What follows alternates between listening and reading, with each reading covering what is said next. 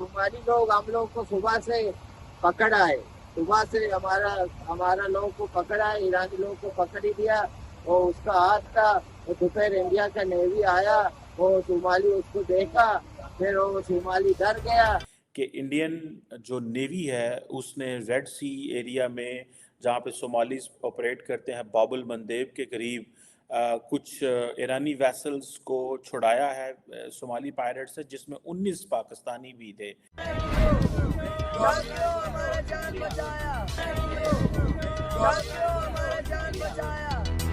और दूसरा जो आईएनएस सुमित्रा है उसने ये ऑपरेशन किया, बल्कि एक रात चेज करता रहा है। उस स्ट्रेस कॉल उन्होंने दी थी, जब एक इतवार वाले दिन ये हुआ है, चेज किया है उन्होंने। पाकिस्तान ईरान के साथ लड़ता नजर आ रहा है, पाकिस्तान अफगानिस्तान यानी इस्लामिक कंट्रीज के साथ लड़ता नजर आ रहा है, और बहुत एक अजीब सी सिचुएशन बनी है। दूसरी साइड पे इंडिया चाइना जैसे कंट्री को प्रॉपर टक्कर दे रहा है, चाहे वो लद्दाख में हो या कहीं टेक्नोलॉजी में हो या फिर वो अपना डेवलपमेंट। 4 लड़कियों को और भी पकड़ा था। ये लोग अभी नेवी को देखा सारा हथियार डाल दिया, सरेंडर किया। कितने दिन से भागने की कोशिश कर रहे 12 दिनों से हमको हाईजैक किया। ये लोग नेवी को देख के भागने की कोशिश की, नेवी वालों ने लोगों को पकड़ा, फिर इन लोगों ने हथियार सब फेंक। और बलूचिस्तान को जब उनसे हम ज़खायर ले लेते हैं लेकिन उसका रिटर्न हम उनको देते नहीं हैं। कितनी पसमानदगी है, लोग खड्डों में से पानी, गदला पानी इस्तेमाल कर रहे हैं, उनके पास ग़िज़ाइयत के लिए कोई चीज़ नहीं है। उसके बाद तस्वीर भी उनकी उन्होंने भारत के मीडिया ने उनकी तस्वीर भी जो है सोमालियन पायरेट्स की है वो भी दिखाई है। और दूसरा आप कह रहे हैं कि अभी तक पता नहीं चल रहा, डॉक्टर जयशंकर साहब ने इसको मेंशन ही नहीं करना था अगर ये खबर सर्टिफाइड ना होती। India is a pure democratic state. अगर प्योर नहीं भी है तो ऑलमोस्ट नियर टू प्योर है, क्योंकि वहाँ पे उनके जो सियासतदान है ना वो डिसाइड करते हैं कि what we are going to do in our future and in our present. Airbus आपके कदमों में हो, बोइंग आपके कदमों में हो, चाइना स्लोज भारत ग्रोज, ये सारा कुछ चल रहा हो, दुनिया सारी को आप दवाइयां प्रोवाइड कर रहे हो के साथ जुल्म हो रहा है और बलोच के साथ जुल्म हो रहा है, उधर उसको अपना हक नहीं मिलता है वहाँ पर, और पठानों का आवाज़ कोई सुनता ही नहीं है, उधर न बलोच का आवाज़ सुनता है। एक साइड पे लद्दाख पे देखते हैं तो वो लोग इंडियन आर्मी को थैंक यू बोल रहे हैं, इंडियन गवर्नमेंट को थैंक यू बोल रहे हैं वहाँ की डेवलपमेंट के लिए। और यहाँ पे अगर हम गिलगित की बात करें तो यहाँ पे प्रोटेस्ट होते नजर। इंडियन जो नेवी है उसने रेड सी एरिया में जहाँ पे सोमालीज ऑपरेट करते हैं बाबुल मंदेब के करीब कुछ ईरानी वेसल्स को छुड़ाया है सोमाली पायरेट से, जिसमें 19 पाकिस्तानी भी थे। मैंने कुछ पाकिस्तानी सोर्सेज से कंफर्म किया, उन्होंने कहा जी सरकारी सोर्सेज से कंफर्म करने की कोशिश की, उन्होंने कहा जी हमें इस हवाले से नहीं पता।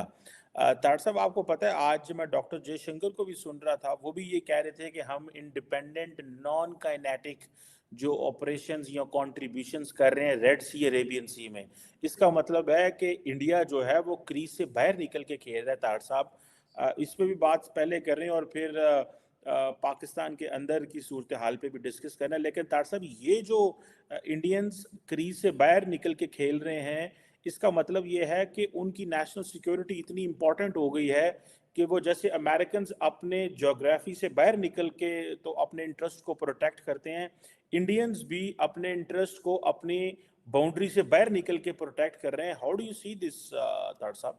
चिकमा साहब, आपने बल्कि इसकी बिगिनिंग में आपने खुद भी इसको ऐड कर दिया है कि ये चीजें कभी अमेरिका किया करता था जो आज भारत कर रहा है, इसमें कोई शक नहीं। बिल्कुल डेफिनेटली, लेकिन उसमें मैं बिल्कुल यही कहने वाला था चीमा साहब। लेकिन देखें वहां पे सोमालियन भाईजान क्या कर रहे हैं, वहां पे ओरिजिनली तो उन्हें पता है कि दुनिया हूथियों के पीछे है, तो हमारे लिए अपॉर्चुनिटी है। कोई बहुत बड़ा कारोबार है सरकार, ये पायरेसी जो है बहुत बड़ा कारोबार है, उन्होंने अपॉर्चुनिटी उस पे मैंने इसके बारे में बड़ी डिटेल से पढ़ा है कि दोनों ये जो किश्तियां थी ईरानी थी, एक का नाम तो अल नईमी था, एक के और उस एक के ऊपर ईरानी थे और एक के ऊपर पाकिस्तानी थे मजदूर। जिस तरह बेचारे मजदूरी करने जाते हैं बेचारे, जो अगले दिन जिस तरह वो ईरान के अंदर मारे गए वो भी मजदूर थे, क्योंकि पाकिस्तान के हालात तो आपको पता ही है, बेचारे दरबदर होते फिर रहे हैं। और दूसरा जो आईएनएस सुमित्रा है उसने ये ऑपरेशन किया, बल्कि एक रात चेज करता रहा है। उस स्ट्रेस कॉल उन्होंने दी थी, जब एक एतवार वाले दिन ये हुआ है, चेज किया है उन्होंने। एक का नाम ईमान था, दी ईमान, एक कश्ती का नाम दी ईमान है, दूसरी का नईमी है। फिर उसके बाद तस्वीर भी उनकी उन्होंने भारत के मीडिया ने उनकी तस्वीर भी जो है सोमालियन पायरेट्स की है वो भी दिखाई है। और दूसरा आप कह रहे हैं कि अभी तक पता नहीं चल रहा, डॉक्टर जयशंकर साहब ने इसको मेंशन ही नहीं करना था अगर ये खबर सर्टिफाइड ना होती। दूसरा मैं ये पहले भी बताना चाहूंगा कि पहले भी एक जो शिप था भारत का पटनम, उन्होंने एक नॉर्फेक को MV लीला नॉर्फेक उसको भी ऑपरेशन किया था। लेकिन दर हकीकत ये सारी चीजें आ जाती हैं अगर आपकी इकोनॉमी स्ट्रांग। मकबूजा तो फिर आज़ाद से बेहतर हो गया, एक लॉजिकल बात है।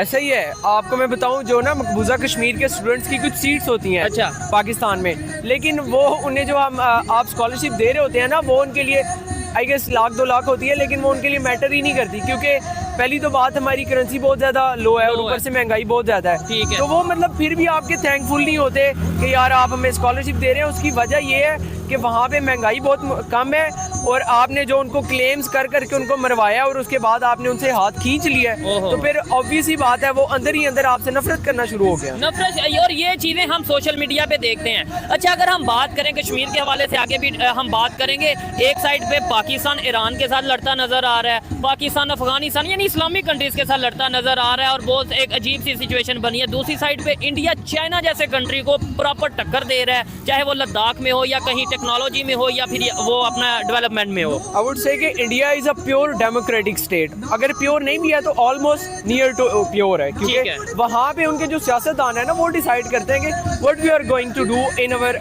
Future and in our present era. ठीक है, और यहाँ पे ऑब्वियस सी बात है, हिडन डिक्टेटरशिप थी और अब ओपनली डिक्टेटरशिप आ गई है। तो सबके सामने है कि भाई चीज़ें किसके हाथ में है। तो हम तो आवाम तो सारी पिस गई, और अब पहले वो समझते थे कि भाई आपके पास वोट की ताकत है, अब तो आवाम को ये भी लाइक एक सॉर्ट ऑफ महरूमियत होगी है कि यार हमारे पास तो वोट की ताकत भी नहीं है। अगर हम पहले जो नारे सुनते आए हैं, लगाते हैं कि वोट को इज्जत दो या इस तरह से, वो तो सब बकवास है यार। अच्छा तलहा भाई, तो एक चीज मैं ये भी पूछना चाहूंगा, देखें कोई भी एरिया हो, कोई भी कंट्री हो, कोई भी स्टेट हो, वहाँ पे कुछ लोग क्रिटिक्स होते हैं, कुछ लोग अप्रिशिएट करते हैं, नहीं जी सब बेहतर है।